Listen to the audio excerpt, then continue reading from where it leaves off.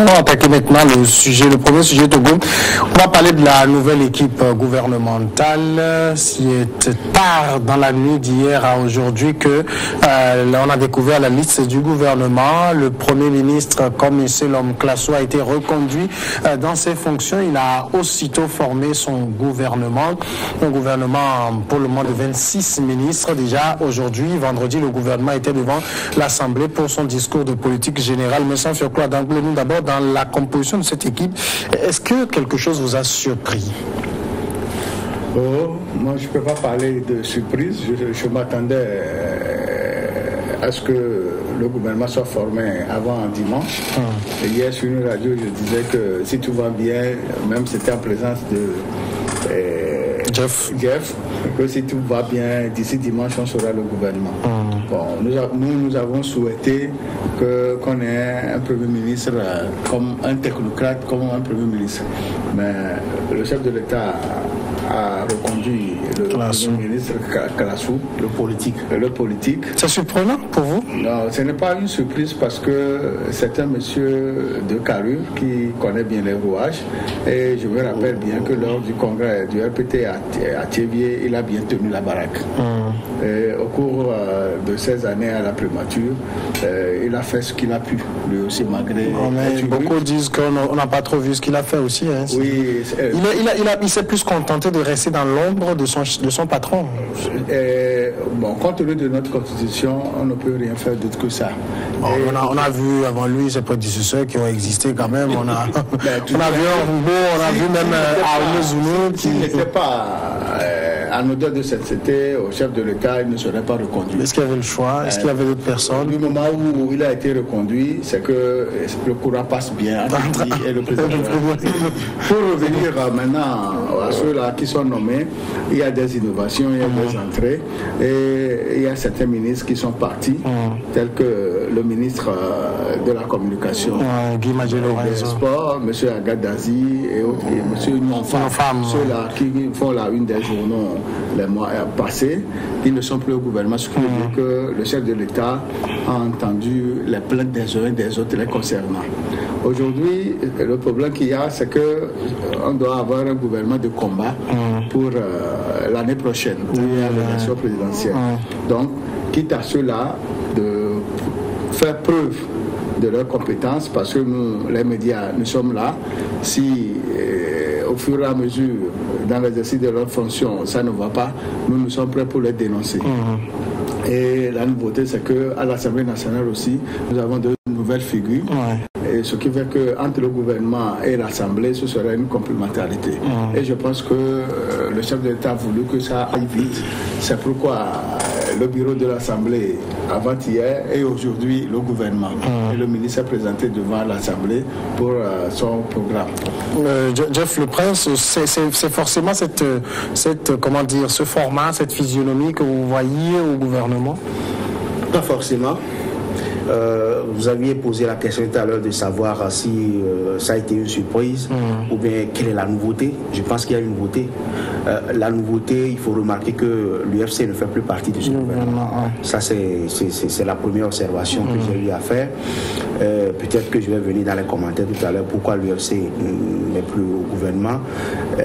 Parlant de Selom Klasso, le chef du gouvernement, c'est vrai que les pronostics, la réalité a joué sur les pronostics. Finalement, j'ai vu des journaux qui ont mis à la une de grandes personnalités vers la primature, si, ça. Bon, vous savez, quand vous observez un peu le chef de l'État, Fonia Simbé, quand il y a de ces idées, c'est-à-dire de propositions. Quand les projecteurs sont braqués sur quelqu'un. Il surprend, il fait Gouita. Pour les artistes. Il joue les pronostics. Donc, c'est ce qu'il a fait. Parce que personne ne croyait que Klasso pourrait encore revenir. Comme tu l'as dit tout à l'heure, je pense que auquel la Constitution a dépouillé le rôle du Premier ministre et que le Premier ministre est nommé par le président de la République qui n'a pas plus ou moins de prérogatives, ça veut dire que quelque part, il a fait la volonté de celui qui l'a nommé. Et celui qui l'a nommé a trouvé satisfaction dans son travail. Oui, mais on aurait, par exemple, pour Classou, on sait que le Togo, depuis 2017, avait traversé une zone de turbulence. On n'a pas du tout vu Classou, on n'a pas senti. Non, vous ne l'avez pas senti. Vous voulez le sentir comment? Vous voulez le sentir sauver la barre? Non, sauver quelle barre? Prendre des mesures, faire des choses. Dans son job. Il y a le ministre de la Sécurité qui est là, le ministre de l'administration territoriale est là. Lui, il est le chef du gouvernement, on lui rend compte de tout ce qui s'est passé. Et là, le rôle qu'il a joué dans l'ombre, ça a réjoui celui qui l'a nommé. Et il le reconduit aujourd'hui parce que, quoi qu'on dise, par rapport au pronostic, par rapport aux résultats des législatives, tout cela a joué. Aujourd'hui, vous ne pouvez pas aller dans le RAO et que vous posiez la question à un enfant sur Classou et qu'on ne vous réponde pas. Donc ça veut dire qu'il y a une situation politique que nous ne comprenons pas. C'est vrai qu'on peut porter toutes les critiques sur Classou aujourd'hui. Moi-même, je ne suis pas d'accord sur un certain nombre de faits, où souvent on dit le chef du gouvernement qui est là pour ouvrir et fermer les ateliers, sur l'instruction personnelle du chef de l'État et tout ça là. Nous on croyait avoir un technocrate comme nous qui était là, qui avait fait un travail, qui montait les ministres, qui rendait compte, qui était en sainteté avec la population, avec les médias, la sensibilisation, des séminaires, etc. Donc on ne l'a pas senti. Donc ça veut dire qu'un problème politique a joué là. Aujourd'hui, bon, ce n'est pas les Togolais qui ont nommé Classou, mais le chef de l'État a nommé Classou parce qu'il a fait la volonté du chef de l'État et le chef de l'État a vu en lui une qualité qui pourrait l'amener aux élections en 2020 pour préparer la présidentielle de 2020. Donc, quelque part, on n'est pas dans les secrets des dieux pour pouvoir comprendre ce qui s'est passé exactement. Ibrahim Acha, ça a été aussi une formation d'un gouvernement, une formation assez hésitante. On a vu, c'est comme s'il y a plusieurs, c'est une scène de théâtre avec, comment on appelle les interruptions là, avec les actes. On a vu l'acte 1, le gouvernement est sorti, et puis on a vu l'acte 2. On a quand même l'acte 3 parce qu'il y a des portes.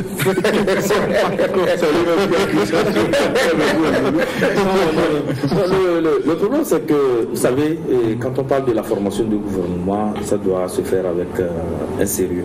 La rigueur doit entourer la formation d'un gouvernement, parce que quand la formation du gouvernement, vous savez que ce sont les lieutenants qui doivent aider le chef de l'État à asseoir sa politique, et donc ce n'est pas une tâche avec laquelle il faut badiner. Donc, et cela aussi doit avoir une certaine solennité. Vous comprenez? Donc, c'est ce qu'on aurait voulu, mais on n'a pas eu ça. Donc, chaque président, le chef de l'État a sa manière de fonctionner.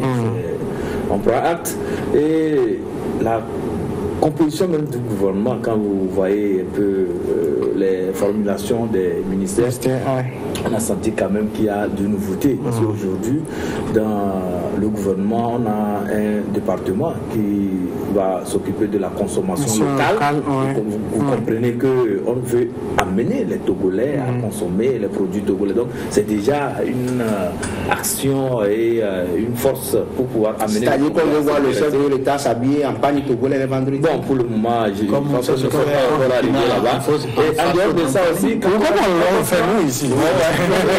Quand on prend le côté environnement, mais on voit maintenant l'environnement dans sa plénitude. On parle aussi de la nature, c'est-à-dire de l'environnement avec le développement durable et l'environnement avec le cadre de vie et tout ça là. Donc, il y a la mise de la santé avec l'hygiène. Tout à fait, avec l'hygiène. Donc, on sent quand même que le social, on veut vraiment prendre à bras le corps le social et amener les Togolais vers vraiment un épanouissement. C'est déjà très bien. Bon, quant à ce qui concerne les actes 1, 2, 3, je me dis que ça fait partie aussi des ingrédients qu'on apporte dans la formation du gouvernement.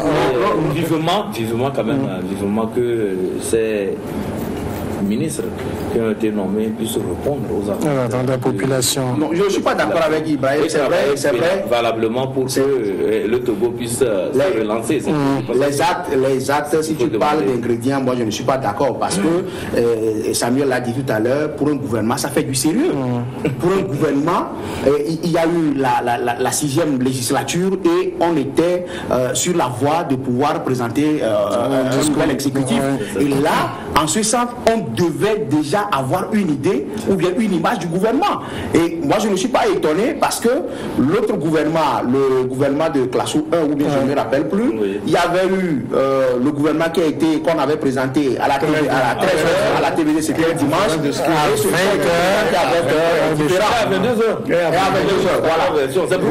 Voilà, hier, on s'attend aussi à hier à 20h. Bon, si vous étiez dans les secrets, il y avait des... Bon, on a eu certaines informations, on attendait que ça allait sortir dans le journal de 20h, ce n'était pas le cas. Et à 22h30, on était accroché à la télévision, ce n'était pas le cas. Et c'est à 23h qu'on commence le journal pour pouvoir présenter le Premier ministre et son gouvernement. Donc je pense qu'il faudrait que les prochaines fois, qu'on sente quand même du sérieux dans ce qui se fait. Ceux qui s'accrochent, ceux qui ne veulent pas partir, et il faut aller sur une négociation. Il faut les convaincre, dire bon, on ne te renvoie pas, on va te trouver un poste et tout ça là. Il faut dire que les gens aient quand même cet amour, se faire plaisir de partir. Je vais te donner un bon exemple. Si on veut s'accrocher, on donne pas un bon exemple. C'est vrai, par exemple, ce que dit Jeff, former un gouvernement, c'est vrai, peut-être nous on le dit si facilement, on le commente si facilement, mais ça ne doit pas être une chose facile. Hein? Non. Surtout dans un pays comme le Togo. La Constitution dit que le chef de l'État nomme le Premier ministre et met fin à ses fonctions. Et les ministres sont nommés sur proposition du Premier ministre. On se demande si c'est vraiment ce qui s'est fait aujourd'hui. On a le nom du Premier ministre et puis le gouvernement sur le temps. Moi, je veux aller pour le reste, je m'en fous. Bon, ce qui est sûr, c'est que faire un gouvernement, ce n'est pas une tâche facile. C'est ça. Ce n'est pas une tâche facile. Il faut tenir compte de la géopolitique. Il faut tenir compte de plusieurs aspects. Et avant que tu ne sois là, il faut l'enquête de moralité, il faut certains trucs. Et maintenant, au niveau du parti, il faut comment ajuster les choses et autres. Ce qui a fait que ça a pris du temps. Mais ce que moi, j'aurais aimé, une fois pour de bon pour ce pays, qu'on attende pour que tous les ministres soient tous les ministres soient connus et la liste arrêtée avant qu'on l'annonce. Faire un peu, encore un peu. Mais quelqu'un m'a dit aujourd'hui, on attaque trop. Est-ce que nommer un gouvernement au Togo, c'est l'autosport? Lundi, mercredi et vendredi. Il faut faire en même temps. Pourquoi nous ne sommes pas sérieux à dire? J'ai ri. Moi, prochainement, j'aurais aimé que le chef de l'État attendre pour que l'effectif soit connu et une fois annoncé, tout le monde sait que c'est comme ça. Les gens parlent d'une première version, d'une deuxième version. Peut-être il y aura une troisième. En France, sous Sarkozy et sous Hollande, il y avait des ministres qui étaient nommés la veille et le lendemain, les secrétaires d'État. Et ça a été lu par le secrétaire général de l'Élysée. Là, il y avait une cohérence. Voilà. Oui. Si aujourd'hui, on nomme des ministres la nuit et ministres délégués. Bon, je ne sais pas si la troisième liste serait la liste déléguée. Le secrétaire d'État. Le mieux serait qu'on fasse les trucs en même temps, ce serait mieux. D'accord, on va marquer la pause, le sujet est intéressant, on marque la pause et on revient après sur le même sujet.